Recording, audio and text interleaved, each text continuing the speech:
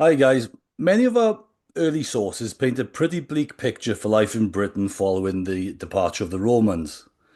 The only near contemporary native account we have is Gildas's On the Ruin of Britain, where he describes waves of barbarian attacks laying waste to the land, leading to a brutal conquest by people called the Saxons that would ultimately shape the political and cultural landscape of Britain for centuries to come. But how much of this story is true? Some of my viewers have challenged me on this, even arguing that there was no Saxon invasion at all, that instead of conquest, it was more slow and complex process of quite limited migration, assimilation, and cultural change. The truth, as ever, can be glimpsed in the fragments of information we have that have survived from the period that we often call the Dark Age, a time when our sources are scarce, contradictory, and open to interpretation. I'll be honest, I've never quite got a solid handle on the period myself. It's a difficult terrain, full of competing theories and contested evidence. But one book that's really helped clarify things for me recently is this one. Oh, it's blurred. I'll put it in the post edit. You've got a copy there. I have got a copy. There we are. There. There we are. It's a great looking book, actually. Yeah, The Coming of the Saxons, The Adventus Saxonum. It's a brilliant read, concise, accessible, and incredibly well researched. Tony's laid out the evidence clearly, explores the different interpretations, and engages with both the traditional narrative and the more recent perspectives. It's packed with references, maps, and tables that really help make a sense of the complex era. So today I'm delighted to be joined by Tony Sullivan himself, a prolific author, to talk through some of the key ideas in his book and get the real story of the Saxon invasion and what we really know about this formative chapter in Britain's history. Hello, Tony, and welcome. Oh, there. Thanks for having me. Now, before we discuss some of your ideas, I'm wondering how you first got into this subject. Right. Well, I was actually a firefighter for 30 years, and on my days off, I did a couple of degrees and got into various things, and I really got into history and started reading a lot of history. And the thing that really piqued my interest was the King Arthur legend. And so I started reading all the different theories. And like many people, I think the first one was Jeffrey Ashes, who suggests it's Riophonus. And I read the first one and I kind of thought, well, that seems reasonable. And then you read another one, Graham Phillips, I think it was. And I thought, well, that seems reasonable as well. And after about five or six, something, well, they can't all be true. So I started looking at the historians. And the historians, of course, they kind of fall into two camps. They're either say it's all a load of nonsense, it's all just Welsh bards. It's just a literary figure. He's a mythical figure. But then you've got another group of historians say, well, he may be historical, or even he probably was historical, but we don't know anything about him. There's nothing we can say. So I thought, well, there's this disconnect between all these sort of like amateurs of various varying degrees of quality of their books. And I must have read 20, 25 different theories. So I decided to read the sources. I think the historians have got this view. And so I started reading the sources. And then you realize when you read the actual sources, that virtually all the theories are based on a kind of a very speculative and arbitrary picking out, like a buffet. They're taking a bit from this, a bit from that. And quite a lot of the literary sources are several hundred years after the alleged events.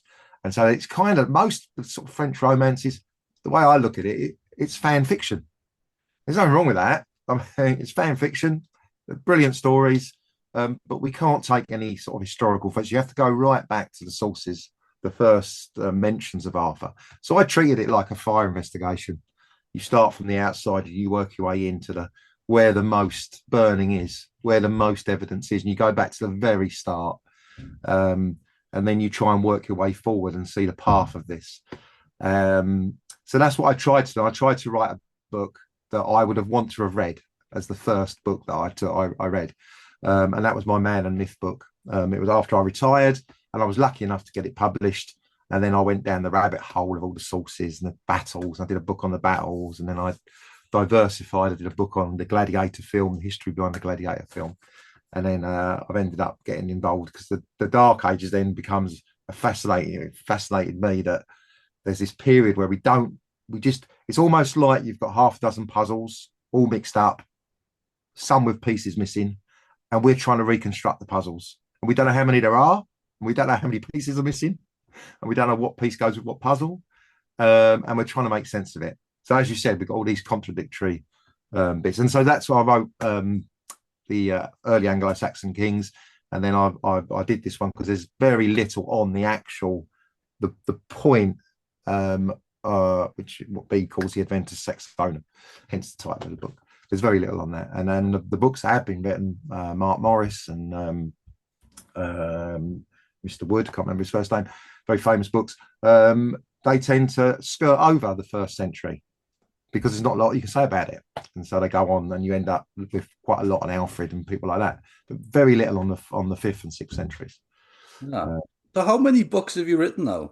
It's 11 now. 11. I think I've done about 4 on King Arthur, a couple on Romans, a couple on Anglo-Saxons. I deviated. I did one on the Grenfell fire because there's a lot about that annoyed me. Annoyed me in the press, and most of the things in the press are just very poor. So as a fireman, you've got a sort of expertise in that, haven't you? So yeah, well, I attended Grenfell, so not on the night, on the day after. I was at Grenfell on the day after. And I obviously, as many firefighters, took an interest, watched the inquiry, read lots of articles, and 99% of articles in the newspapers are just rubbish. oh, really? Unfortunately, very poor quality. Usually because of omission rather than deliberate misinformation. But Yeah. Okay, Tony. So yeah, shall we get into it then? yeah, So, um, traditionally, as we said, the coming of the Saxons has been understood as a violent conquest of a large part of Britain that ultimately led to the formation of England, you could say. This has been questioned more recently to the extent that some have even questioned whether there was even much of a migration to Britain from the Germanic territories at all, and whether there was any large-scale violence at all. So, can I ask first, who were the Anglo-Saxons, and then what was the Adventus Saxonum? right. Okay. So before I start, there has been a new paper. It was in Nature, a DNA study, and that question has been answered. There was a mass migration. When it started and when it ended is another question, but we'll get into that. Right. So the Anglo-Saxons. So the first mention of the Saxons and the Angles was by Tacitus and Ptolemy in the 1st and 2nd century. So it seems that the Angli lived in that kind of northern German and Denmark area, with the Saxons just below them, and then the Jutes, who Tacitus mentions, were north of that in the northern peninsula. But the important thing to remember is, whilst Bede does say the 3 populous tribes, later on in his book, he does mention several others. He mentions the Frisians, the Bructeri, the Danes, the Huns, the Old Saxons. So he mentions a whole list of tribes. And if you take the tribal hiddage, which is probably mid 7th century, maybe a bit later, that also mentions a whole list of peoples that are, it's possibly a Mercian document, a whole list of peoples that are paying tax to probably the Mercians. So it seems that what Bede is doing is he's looking back 200 years later, and the way I would put it across is, let's say, I mean, we've had a lot of immigration into this country in the last 50, 60 years. And if there was some sort of apocalypse and society rose from the ashes 200 or 300 years later, and there was no surviving literary sources, and suddenly someone discovered a document written by Tony Blair or written by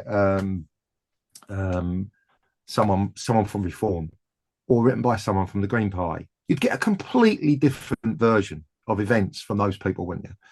Yeah. And someone describing all the Eastern Europeans might call them Slavs, or might call them Poles, and they might label everyone as Poles, whether they were Ukrainian or whatever. So I think we have to look at it in that context, because Gildas as well, he just calls them all Saxons, when he does name them, he calls them Saxons. The rest of the time, he just uses slurs. He says they're dogs, they're curs, they're cursed of God, people who shall not be named. But when he does name them, he calls them Saxons.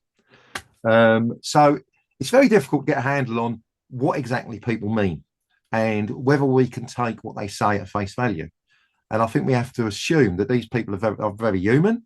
They're no different from us. We don't know exactly what their biases and prejudices are. We can have a guess. Gildas obviously sees the world very much in Britons, Saxons, and Romans, and he sees himself as a Briton, and he sees his people as the Cymry, and he views the Britons not as, he doesn't see them as a collection of tribes. He's not saying I'm from the Cantai or I'm from wherever. He's a Briton, and he's talking about his people as the Britons, and he's talking about these barbarians as all Saxons. Whereas Bede, of course, is looking back 200 years later, and he's saying, he's obviously English himself, and he's saying these were the Angles, the Saxons, and the Jutes. Whereas Procopius, who was writing in Constantinople, who supposedly spoke to a Frankish embassy who had some Angles with him, he says three populous tribes: the Britons, the Angles, and the Frisians. Doesn't mention Saxons. So you kind of try and have to put all these puzzles together. Does Procopius think Saxons are Frisians? Did the Angles tell him that? Did the Angles not know who are the Angles calling Frisian Saxons or Saxons Frisians? So it's a bit of a mess of what we're talking about. But I suspect in the 5th century, you've got a lot of Germanic peoples coming. There are some main groups, the Angles, the Saxons, and the Jutes, but lots of other peoples as well settling. And it would seem they must have had some common cultural practices. They must have had a common language that they could, or dialects that they could understand, and they must have had a common religion for them to coalesce into a group a couple hundred years later. And for the fact that that English language developed, and the fact that they seem to have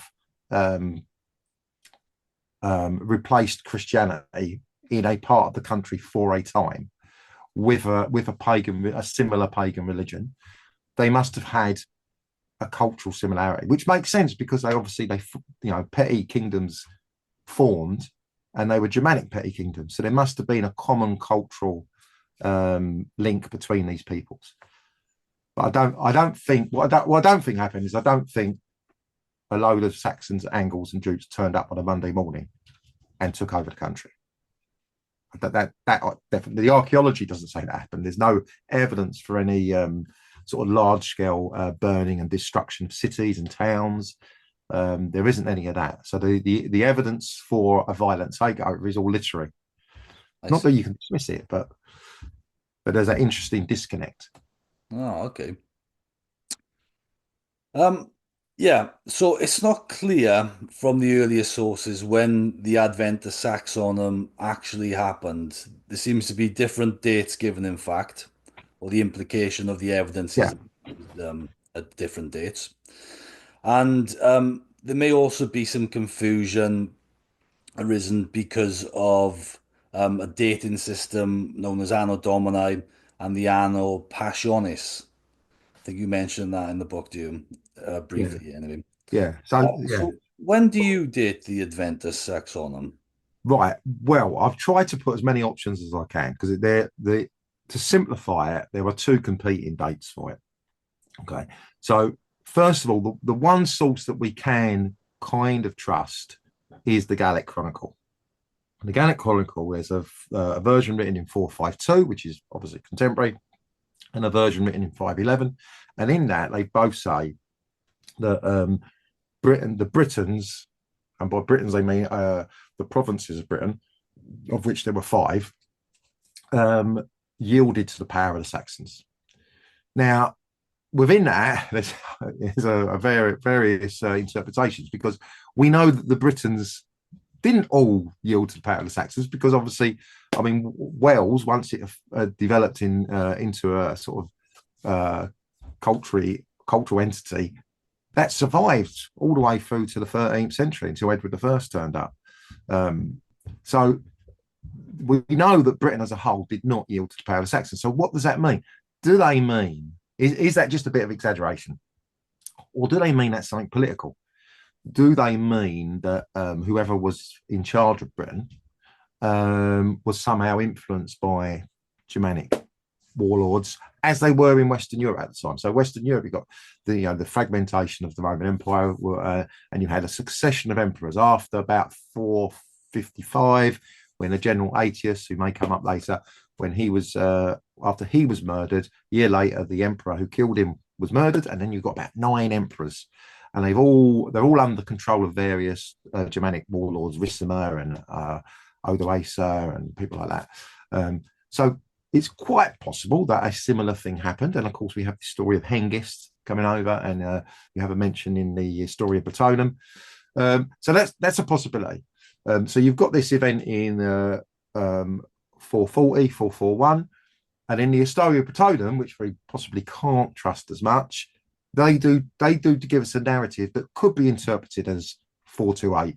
428, Hengist arrives, and then a series of events, and then he basically his daughter marries Vortigern, and he becomes like the sort of the Magister Militum of Britain.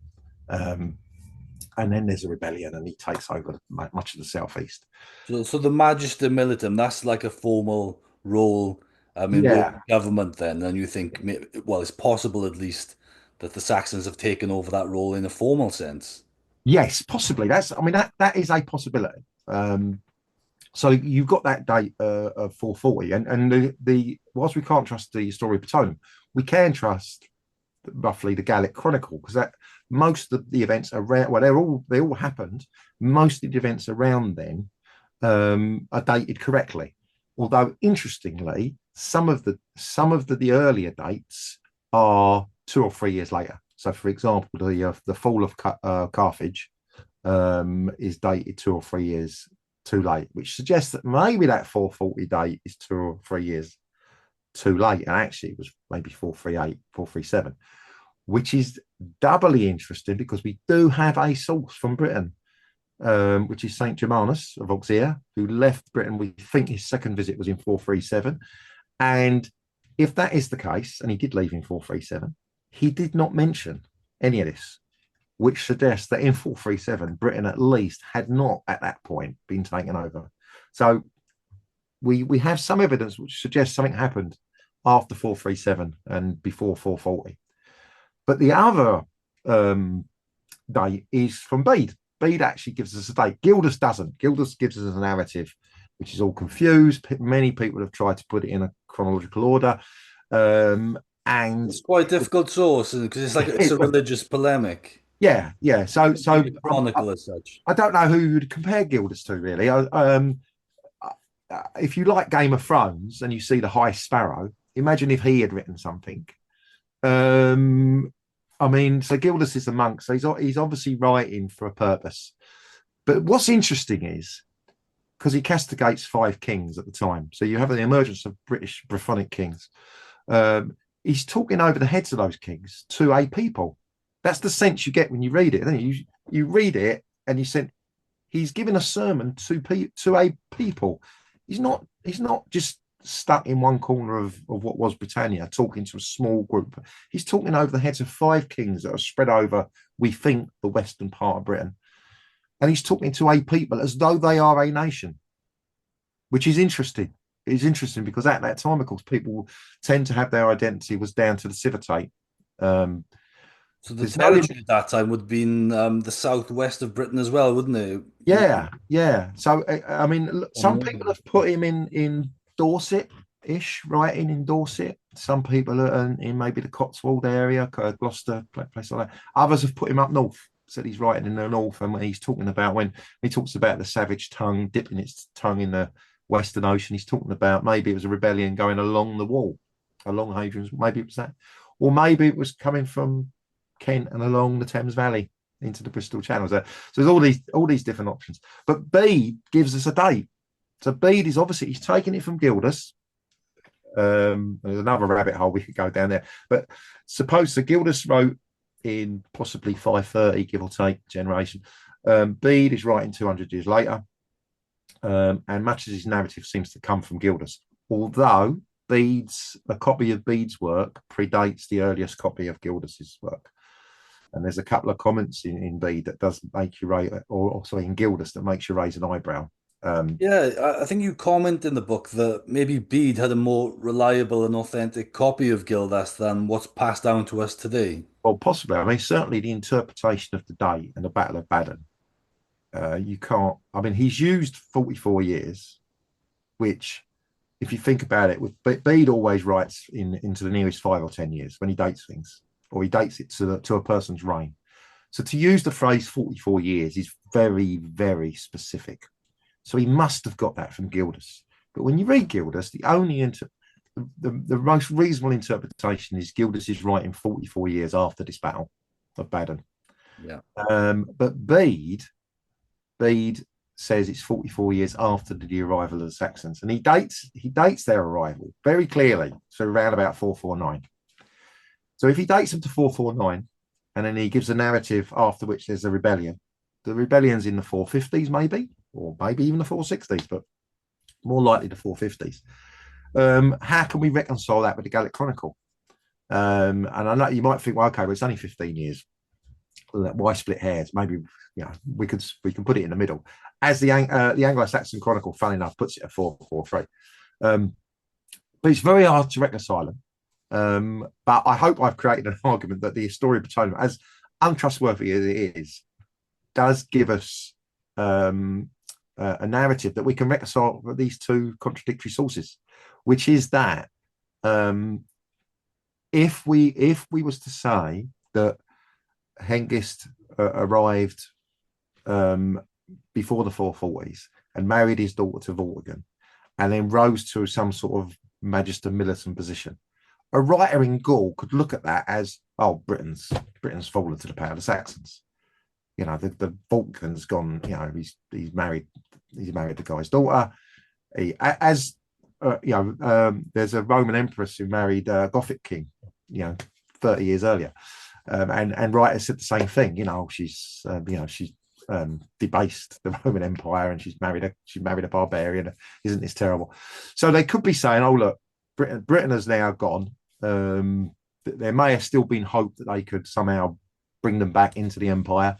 And then 10 or 15 years later, then you get the rebellion, and that's what Bede is talking about, because the Historia talks about Hengist coming and going 2 or 3 times and different waves. So he talks about Hengist turning up in 3 ships, and then Ocfa, his son, turns up in 16 ships, and then he's sent to the north with 40 ships, if I recall correctly. So you've got these different waves. So maybe Bede's talking about one of them, and then Vortigern's son, takes power and drives them out of Britain, and then they return. So maybe Bede is talking about that event where there's this agreement. So does Bede name Vortimer as well? Is that just the Historia No, Britannica? Bede doesn't name Vortimer. He names Vortigern, and the earliest version, which is like it begins with a U. I'm not even going to try and pronounce it, but it's basically Vortigern. That would suggest that the experts on this say that is an early Brythonic name, and that looks like a genuine 5th century name. Yeah. Which would suggest that Bede has got a source. I mean, he does say at the start of his book that he's using Kentish sources, as well as he's asked all these other people, and he lists all his sources. But Hengist is historical, do you think? Well, I mean, people say, because Hengist and Horsa both mean horse and stallion, people say, oh, well, these are like deities, and a lot of Germanic tribes worship twin gods, twin deities, and horses were prevalent in their society. But somebody turned up and they had a name. Why wouldn't it be? Why would I mean, Bede says, he uses a phrase kind of like, so they say, and their names were Hengist and Horsa, so I've been told, as though he's not sure himself. There's nothing to contradict it as such. Nothing to contradict, and why not? And if maybe they had a nickname, mate, Yeah. if you turned up, if you was a Germanic warrior and you turned up in Britain and they said, "What's your name?" and you said, "Well, I'm four," because you just fancied having a laugh, or that's what you called yourself, or you fancy, you just fancied yourself as a four, then it might not have been your birth name, but they had a name, so why not? Why not Hengist and Horsa? I Whoever agree. they were, um, we haven't got anything else to call them. So they would have had a leader, whoever the first groups were. And the thing is, the sources are consistent. This is the thing: the sources are consistent. We don't have a list of other sources that are they're fairly consistent about the major points of the narrative, which is that there wasn't this mass invasion. It wasn't that at all. It was a mercenary revolt. Yeah. And the archaeology evidence doesn't say there was a mass invasion. Interestingly, the DNA says there was mass migration, but there's no like destruction of the major towns. The towns. The interesting about the towns is the towns. There was a deurbanization in the beginning of the 5th century, and this predated the beginning of Germanic migration. So whilst there were Germanic mercenaries here, and you had the Saxon shore, which suggests there were Saxons here, and we have this piece in the Gallic Chronicle again, 409, that the Saxons there was a major Saxon incursion, which the Britons fought off. So there must have been Germanic peoples in Britain, but the major evidence for material culture increase and for burial increase comes after about 425, which is interesting because it's like, just a generation before this Adventus Saxonum. So there's this major increase in that, but the deurbanization came before that. So it looks like these two things are not Could that, connected. could that have been the result of other barbarian attacks, so to speak, from the Picts and the Scots, for instance? Well, there's certainly were that, and Gildas does mention 3 major raids which devastated the country, or the diocese, I should say.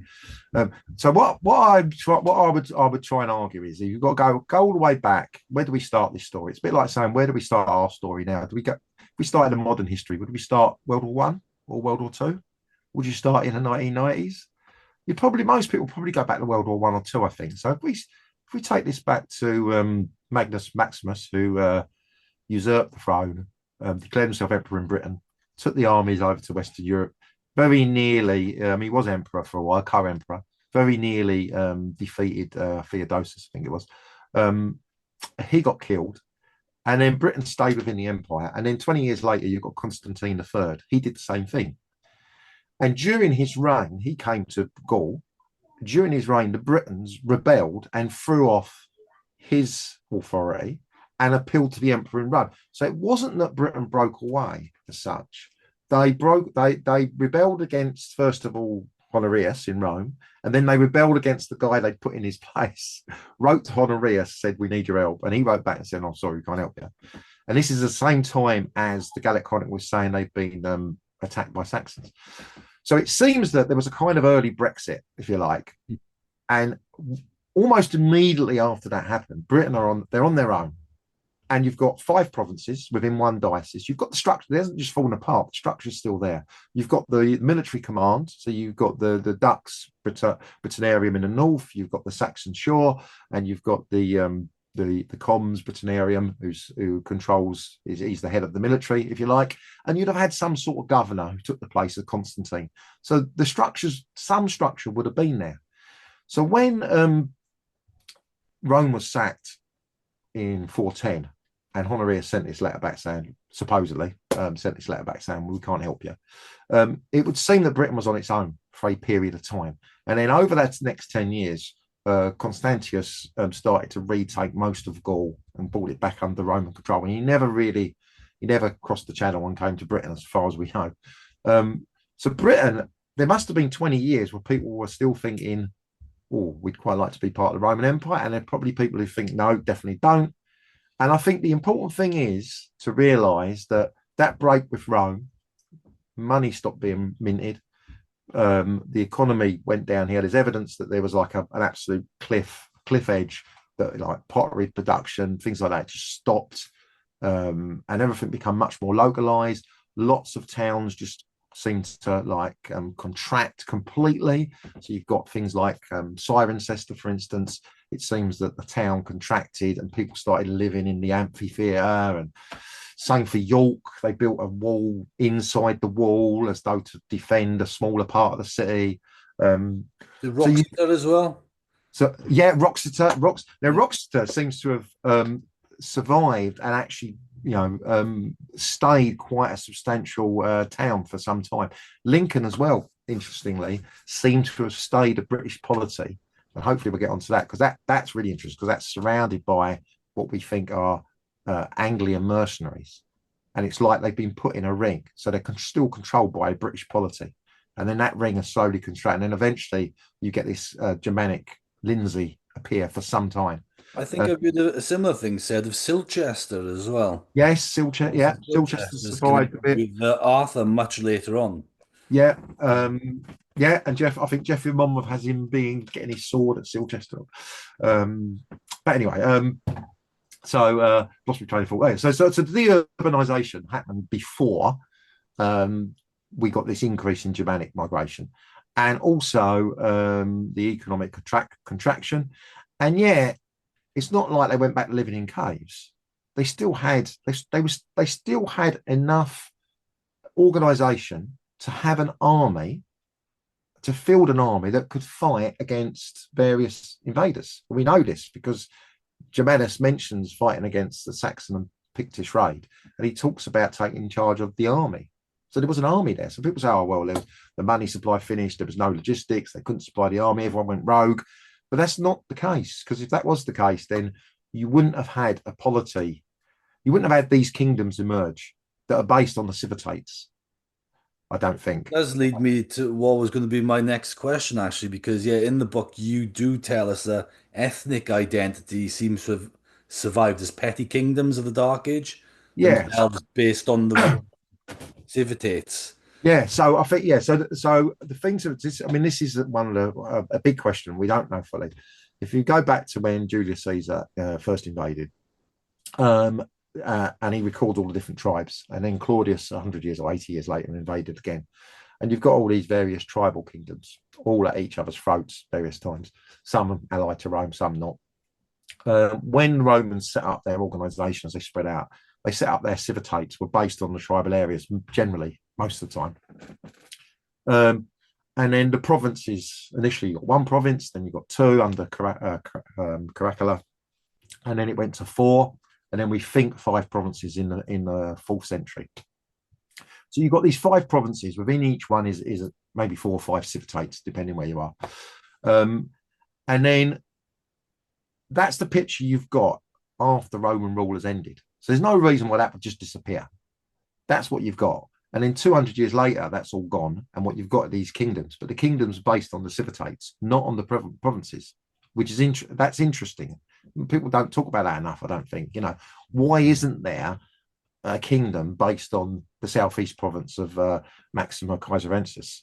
There isn't. It's Kent and it's Sussex and it's Essex, and so it is interesting that the kingdoms are based on the civitates. Now, I mean, there's a lot of people talking about this. Ken Dart done a good book, Civitate the Kingdoms. Rippon done a good book, and Rippon makes the point that you can't assume that there was this continuation, because there are some areas that are just conducive to a kingdom. So if you think about Kent, for example, if you killed everyone off and there was nobody left, and then another group of people arrived, it would be natural to have a kingdom that was bordered by the Medway and the forest to the south, the Weald. That would be a natural kingdom. So you can't assume. However, I think the fact that you've got so many kingdoms based on civitates, and the fact that the kingdom of the Kent comes from the Cantai, it comes from the Brittonic name for the tribe that lived there, I would suggest that you did have continuation. That's interesting. That's really interesting. Now, how much? Now, the other interesting is the snippets of evidence from the 5th century where you got people talking about Britons.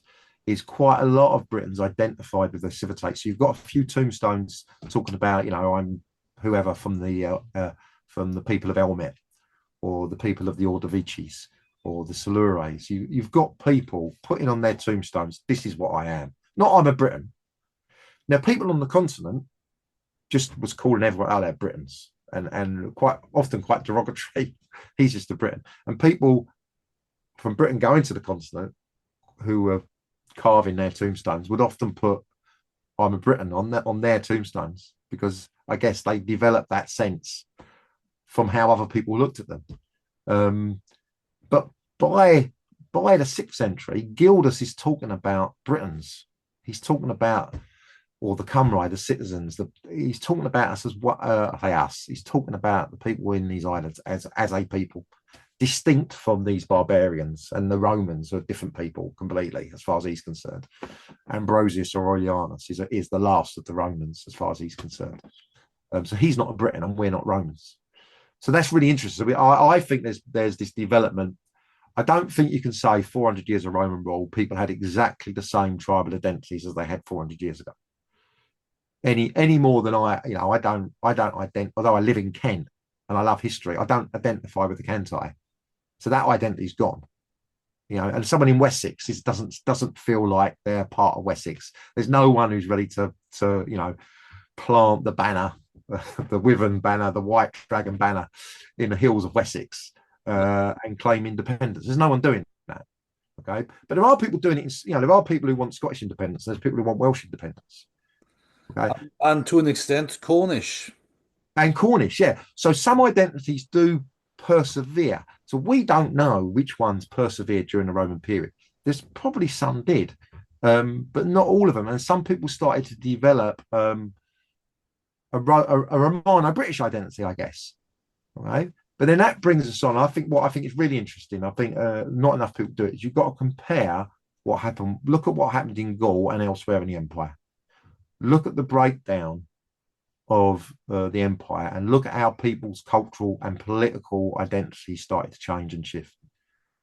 Because in the 4th century, everyone lived under the Pax Romana, and you get the impression that most people were kind of quite proud of that, or at least they valued it. They valued their citizenship. It meant something. And yet 100 years later, you get people like Salvian of Marseille saying people are actually preferring to live under the rule of the barbarians. People are so sick and tired of the taxes and the corruption and this, that, and the other. And he blames the Romans for it. He says, they were just so corrupt. And he gives many examples of the rich just taking over and putting people into slavery and into penury. And people. That's interesting, because obviously Gildas was a massive supporter of Roman rule, wasn't he? Yeah, yeah. Well, so this is another interesting thing, because when you look at the fragmentation of Britain, so we got out. Look, so Britain in say 410, and then Britain in 600, completely different. So how did that change, and what was the process? How fast did it happen? And I think what we can say is the first 30 years, Britain limped along, still culturally Roman, even if they turned their backs. And then you've got this event, and then you've got this mass migration. And then slowly, the most Romanized part of Britain turned Germanic. And the least Romanized part of Britain turned Romano-British Brythonic.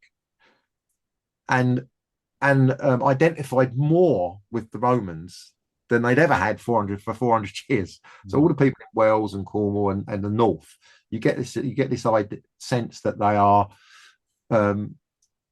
they develop a sort of a militaristic warband culture at the same time as identifying more with the Roman world than the part of the province or diocese that was the most Romanized.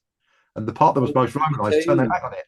That would be what was known as the Tailian Welsh, and you compare it to the Saxon equivalent as well. I can't remember what the Saxon equivalent of the Hearth Companions was. Oh, Comitas. Did I Comitas? Comitas.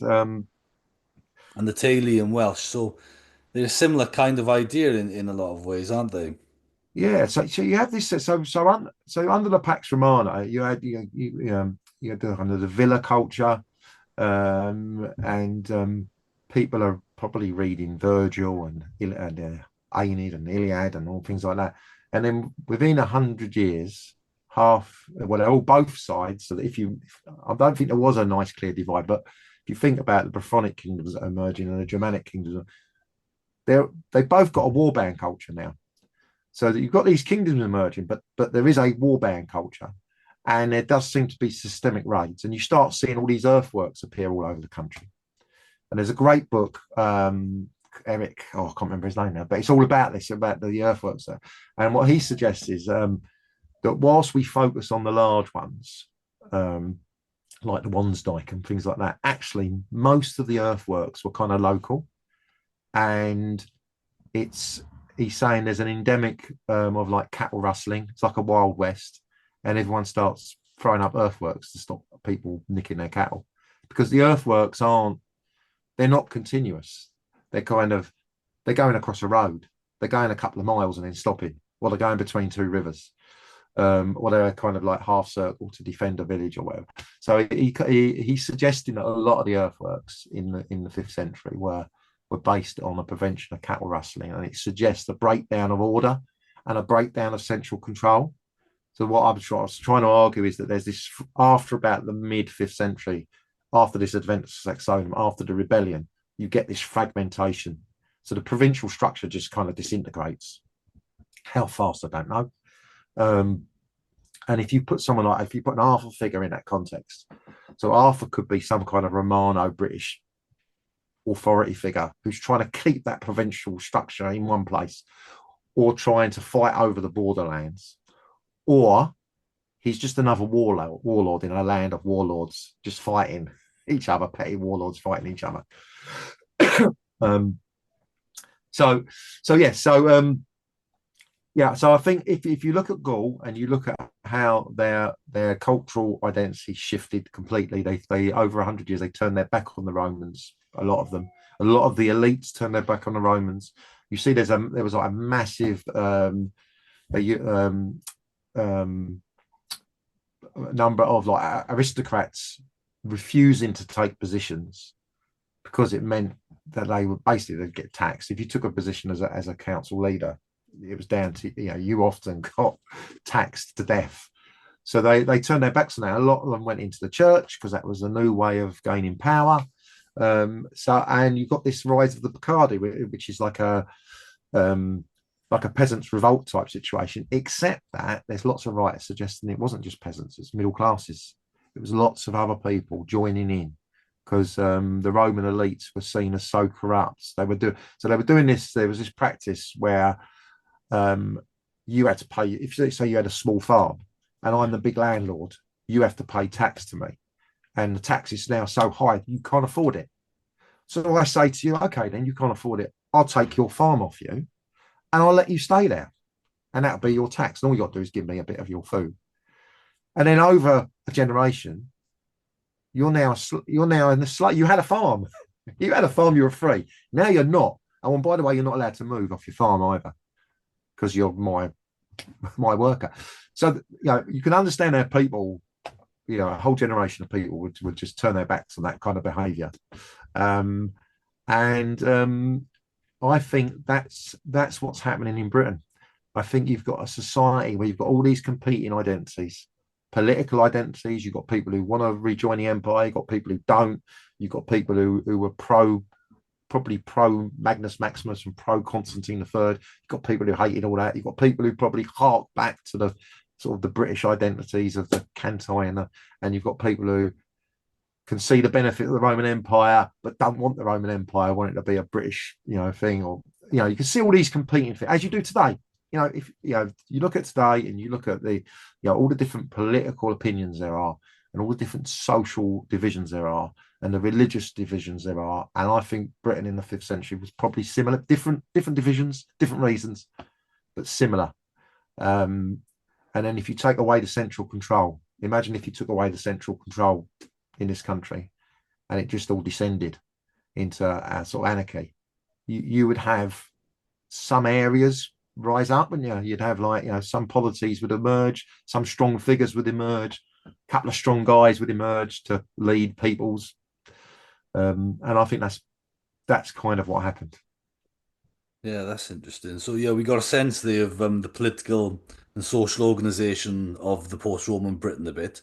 But one figure that comes up in the literature is someone called the Proud Tyrant, or described at least as the Proud Tyrant. So Mm. who do you think the Proud Tyrant actually was? Well, so Gildas talks about the proud tyrant I think almost certainly, I think it's Vortigern, and I think most people say it's Vortigern. However, he doesn't name him. Gildas does not name him. There are later translations of Gildas which insert Vortigern's name, but these are much later translations after Bede's. Some people said, "Oh, someone's obviously just inserted that in." So the earliest translations of Gildas do not mention him. So there is a possibility. I do like that it's all the possibilities. There is a possibility that we're wrong on that, and that he means someone else, or that because he doesn't mention Constantine. He mentions Magnus Maximus, doesn't mention Constantine. So there is a possibility that that's who he means, and if that's the case, then his whole narrative is time wise is all out of place. You'd have to bring it all back, which might push it back in line with the Gallic Chronicle. Funny enough, but he does also mention Aetius and the third consul, and that can only be, he says Agitius, but it can only be Aetius, and his third consulship was in 446. Was there an Agitius as well? But it couldn't be him. Oh, right. I see. There's another rabbit hole. Yes, it could be. So there's Aegidius was Aetius's second in command, and he took over Magister Militum, and then he took over when the Roman Empire was disintegrating in about the 460s. He took over the kingdom of Soissons, so it was like a rump Roman state surrounded by the Franks and the Goths and various others. So he's in the 460s. So that then moves the whole narrative the other way. Yeah. much later. Some people have suggested that, but I think most experts say Aetius, Agitius is Aetius. So the thing with Aegidius is, see, he is Aegidis US. He was not third consul. So Gildas does name this guy consul, thrice consul, and the only one thrice consul with that name is Aetius. Now he could be getting them mixed up. Maybe he got them mixed up. The G can be pronounced in a few different ways as well, I think. So maybe the indication was Aetius. It's probably Aetius. Yeah. It's probably. I mean, I am a betting hand. I do like a bet, and I would be fairly comfortable putting the money on Aetius. But of course, you could be wrong. Could be Agidius. He could have mistranslated it. He could have assumed it was Aetius and put thrice consul, thinking it was Aetius. But it doesn't fit in with the other narratives, and it doesn't fit in with his own narrative, and it doesn't fit in with the other sources, because the other two sources, which is the Gallic Chronicle and Bede, both put the Adventus Saxonum in either 440 or 449. And if it was Agidius, then the Adventus Saxonum would have to be in the 470s. Which Dunville, so historians like Dunville say it was like 480 or something like that. But that just butchers the narratives from the other sources, I think. And something clearly happened in the mid 5th century. That's that. I don't think you can get away with it. We know when Germanus left in 437, he doesn't mention anything. So something happened after 437, and Bede gives us a fairly reasonable explanation of why Aetius refused to help, and that's was he was fighting Attila the Hun at the time, which of course he was in 450. So if Aetius was vice consul, as we know he was in 446, I think, or 445, and then the Britons wrote to him after that date, and maybe 448, 449, he's leading up to the Battle of Orleans, Catalonian Plains. Aetius would have had his hands full. He would have said, "Oh no, I can't help you. You're on your own." So that all sounds quite reasonable. The most likely scenario for sure. And then that would suggest then that, okay, so after that date, they then turn to mercenaries. So Gildas says it, Bede says it, the Gallic Chronicle implies it, or the Anglo-Saxon Chronicle, although they've got it from Bede, they say it. The Historia Britonum says it as well, that they invited mercenaries in. So this is, if we surmise that this happened in around about 450, the mercenaries arrived. Tolkien wrote a very good thing on it, funny enough, and he puts it at 453, and he links Hengist to the Finsbury fragment, the story of Hengist in the Finsbury is linked to Beowulf. Then you've got 25 years of Germanic immigration. So you see all the archaeology, you've got all this increase, and you have to be careful because it could be lots of Britons just liking wearing brooches and Yeah. but you've got burials as well. So you've got and it does seem from the archaeology that you've got distinct groups. So Anglican archaeo, I want to call it Anglian, but it does seem like the Anglians were exactly where Bede says they were. In the east and central, round Lincoln, places like that. It does seem that the Norfolk and Suffolk were from Scandinavia. They seem to be distinct Scandinavian links, and the Thames Valley was more Saxon, and there does seem to be a Jutish, albeit with Frankish evidence in Kent and the Isle of Wight and a bit of Hampshire. So it does seem Bede, you could dismiss Bede, but the archaeology kind of backs him up, kind of does. So whilst there's all these other groups, and you can't all lump them together as Gildas does, as they're all Saxons, the archaeology does kind of support Bede. It's obviously a lot more nuanced than that, and there's lots of things we don't know, but it does kind of support him. So yeah, I've lost my train of thought there. I can't remember where I was going. No, I think you've answered that. Yeah. Now, we've touched on this already, but in the book you reference a 2022 genetic study that describes a large scale and Yeah, continuous early medieval migration across the North Sea to Britain, and states that, I quote now, the formation of early medieval society in England was not simply the result of a small elite migration, but that mass migration from afar must also have had a substantial role. So how many Saxons actually came over as part of the Adventus Saxonum, and the following period, I suppose, because the estimates do vary as well, don't they?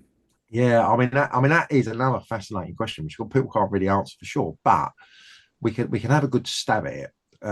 So that study is really really important study. So it does in there also it does say that the Y chromosome, they did evidence from the Y chromosome suggests that in some areas that the Brythonic males, there was a there was a bit of culling. But in other areas, it does seem that it was 50-50. Lots of Saxon women or Germanic women coming over. Lots of people of different economic strata coming over. It wasn't just rich people. Numbers. Now, if we compare it again to other tribal movements, the Vandals was a coalition of tribes. 80,000 supposedly moved from Spain to North Africa and then took over Carthage. So that's just 80,000. Not all warriors. That's the whole people. So you're talking about maybe an army of 20,000 with another 60,000 women, children, old people. And then the Goths rather, 200,000 invaded northern Italy. Radagasius, I think it was defeated in an army of 100,000. So these are the sort of numbers we're talking about. So there's no reason to think that the Anglo-Saxons rocked up with 1 million people, killed all the Britons and pushed them west and took over the whole country. That didn't happen. So we're talking about tens of thousands to hundreds of thousands. But according to that study, this was drawn out over several centuries. So you're talking about maybe 400 years. So it's very hard to pin down because it's not a steady stream. It's not like, 1,000 this week and 1,000 next week and 1,000 every week for however many years.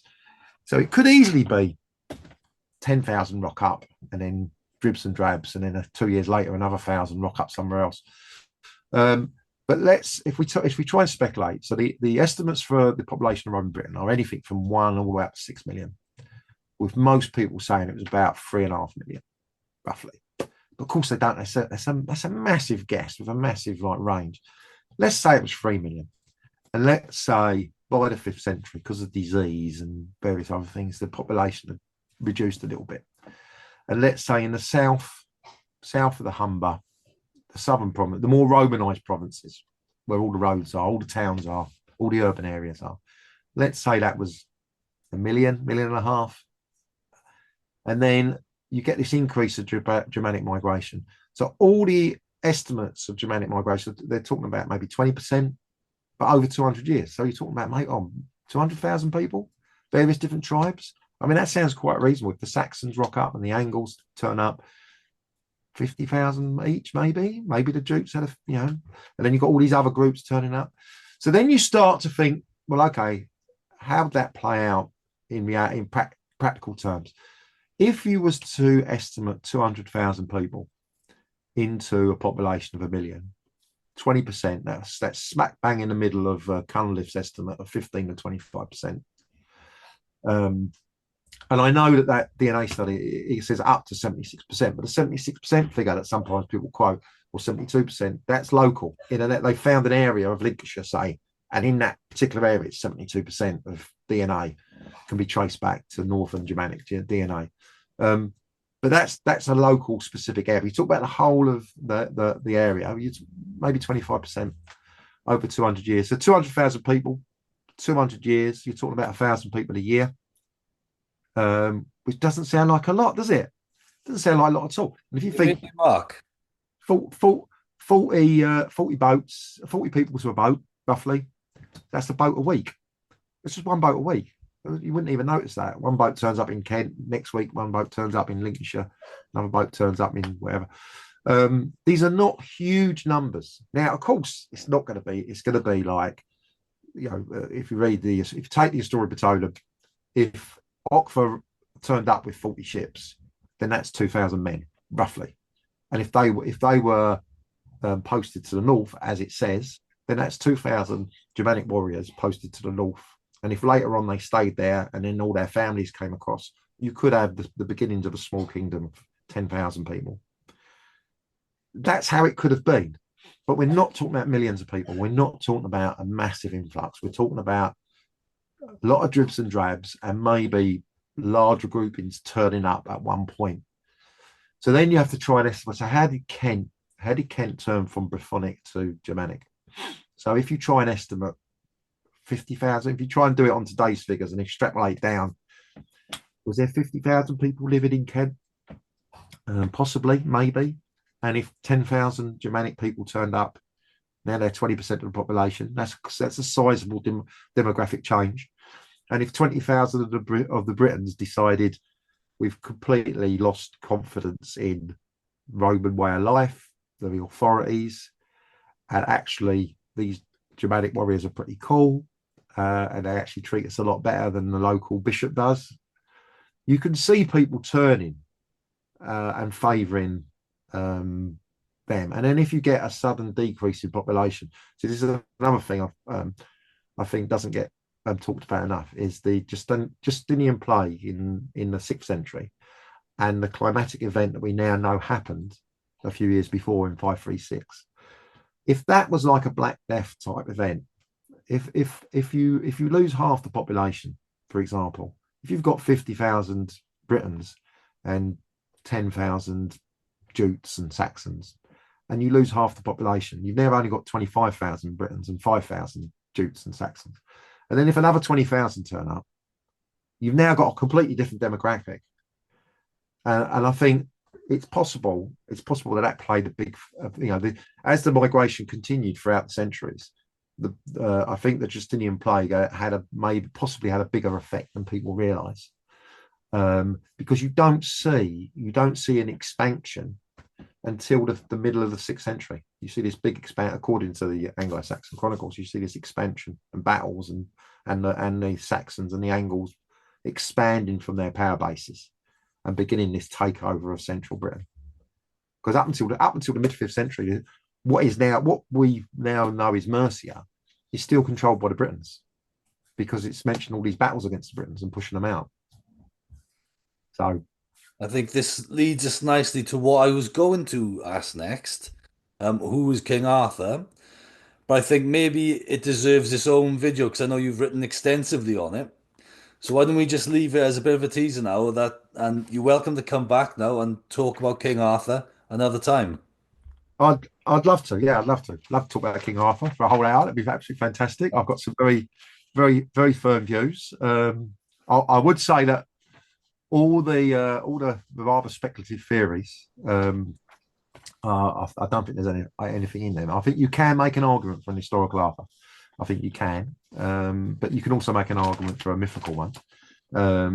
But I think there's a reason that he doesn't appear in the late genealogies. That he's not mentioned by any of the kingdoms. None of them claim them for their own. And there's a reason for that. And I don't think you can trawl through later stories and try and make a case for a local Arthur in a particular area. So All right, we'll leave that as a bit of a cliffhanger then for the next episode. So, yeah, thanks very much, Tony, for coming to speak to us today. As I said, really enjoyed the book, and I encourage everyone to give it a read as well. All right, Tony, thanks okay, very much. thank you very much.